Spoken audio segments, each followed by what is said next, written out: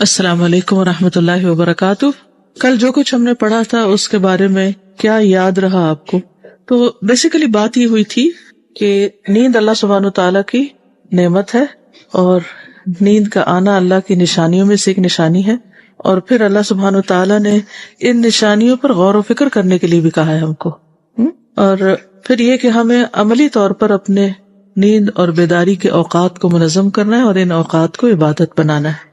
یہ کسی نے ایک ریسرچ بھیجی تھی کہ زیادہ رات گئے تک جاگنا بچوں کے دماغ کو کند کر دیتا ہے۔ یوکے میں 7 سال کی عمر کے 11,000 بچوں پر اسٹڈی کی گئی۔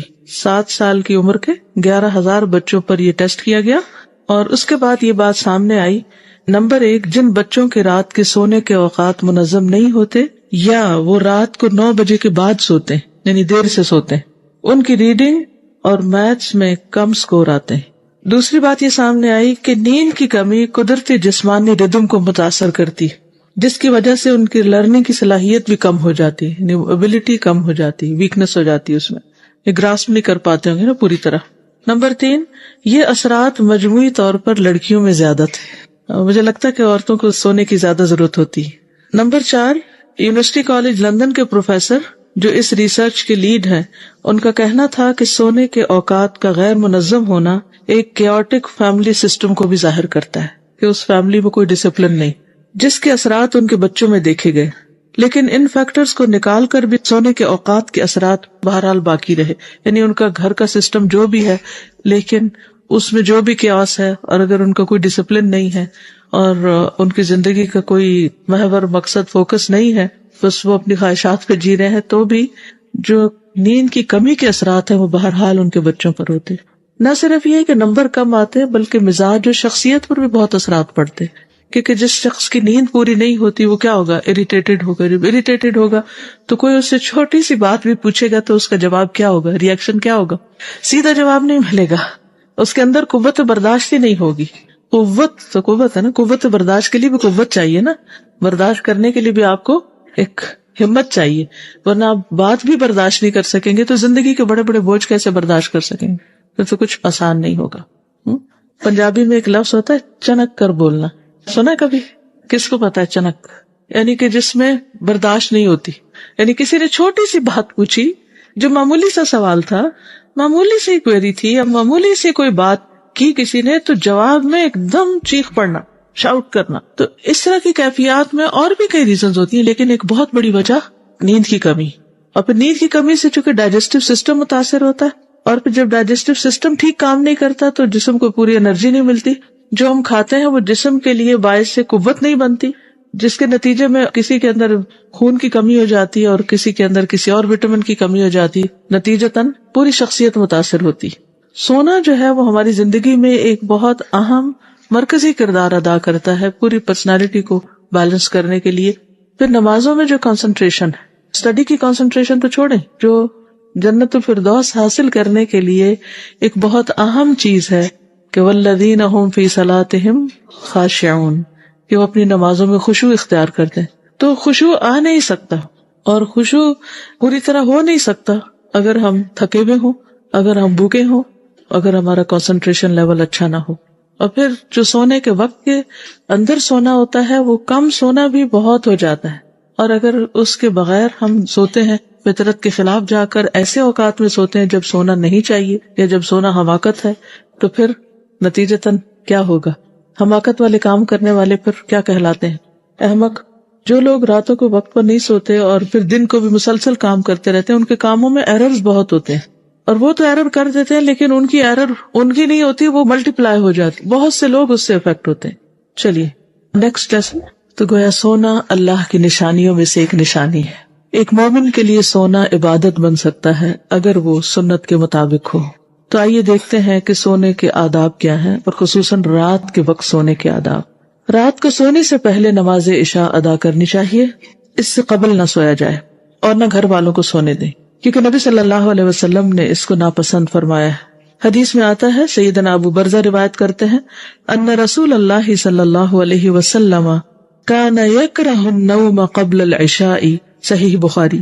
رسول اللہ صلی اللہ علیہ وسلم نماز عشاء سے پہلے سونے کو ناپسند کرتے تھے، تو جس چیز کو اللہ کے رسول صلی اللہ علیہ وسلم ناپسند کریں، کیا وہ اللہ سبحانہ وتعالیٰ کی پسندیدہ ہو سکتی؟ کیا اللہ سبحانہ وتعالیٰ اس عمل پر خوش ہو سکتے ہیں؟ تو مومن تو وہ کام کرتا ہے جو اللہ کو راضی کرنے والے ہوں. تو اگر ہم اللہ تعالیٰ کو ناراض کرنے والے کام کریں تو پھر اللہ تعالیٰ کو کیا منہ دکھائیں گے؟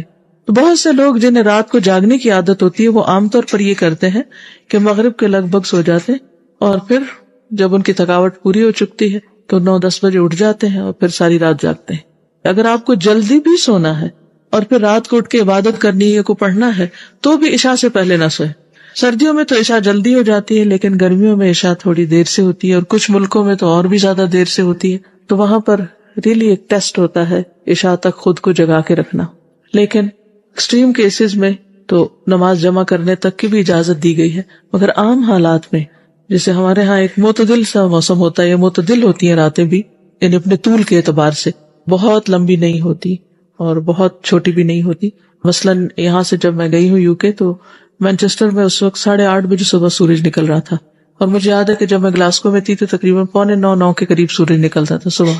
تب آپ دیکھیے کہ جب صبح سورج 8:30 بجے نکلے تو پھر دن شروع ہونے کا موڈ ہی نہیں ہوتا.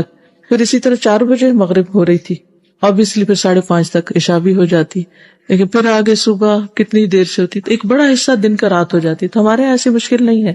اسی طرح یہ کہ گرمیوں میں پھر وہاں راتیں بہت چھوٹی ہو جاتی. تو الحمدللہ آپ میں سے اکثریت ایسی جگہ پر رہتی ہے کہ جو رات اور دن کی بہت بڑی ویریشن کا سامنا نہیں کرنا پڑتا. تو اس میں ایک ہیبٹ بنائیے کہ کبھی بھی عشاء سے پہلے نہیں سونا. اللہ ایک انسان بیمار ہے اور اسے ہوش ہی نہیں آ رہی تو وہ ایک الگ بات ہے، کیونکہ وقت سے پہلے سونے سے نقصان یہ ہوتا ہے کہ پھر رات کی نیند ڈسٹرب ہو جاتی ہے. پھر یہ نہیں ہو سکتا کہ آپ مغرب کی نماز پڑھ کے سوئے اور آپ پھر فجر تک سوتے رہیں.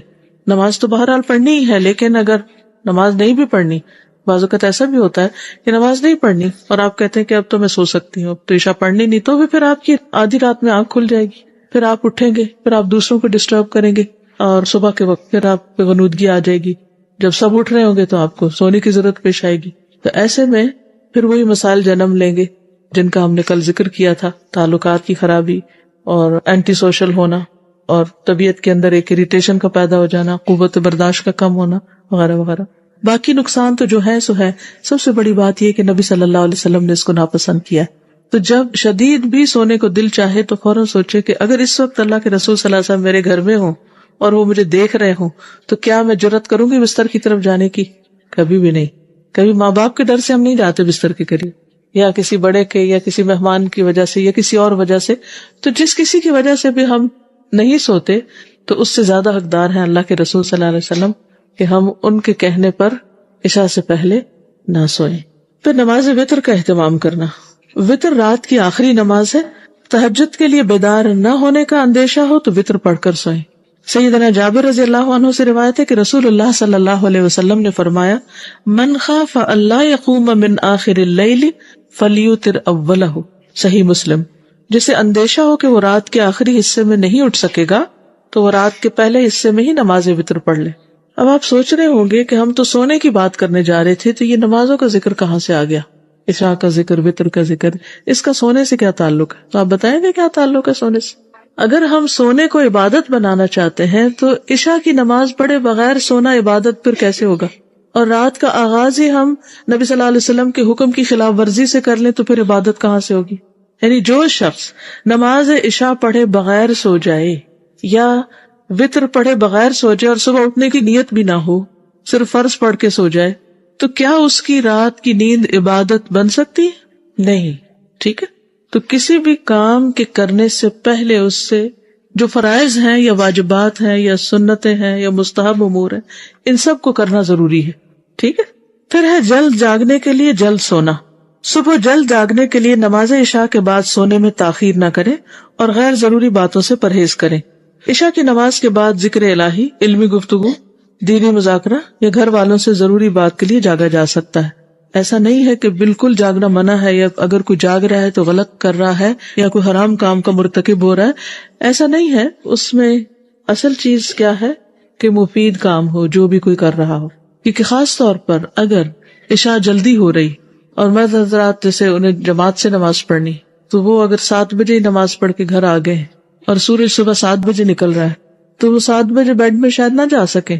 اب انہیں اگر 10 بجے سونا فار ایگزامپل، تو 7 سے 10 کا ٹائم ٹیلی ویژن کے آگے نہیں گزارے یا بازاروں میں گھوم پھر کے نہیں، اللہ کہ کوئی شدید ضرورت ہو. اس وقت کیا کرے؟ کوئی بھی مفید کام کرے. جیسے مثلا اسٹوڈینٹس ہیں، طالب علم ہے، اپنی اسٹڈیز کریں.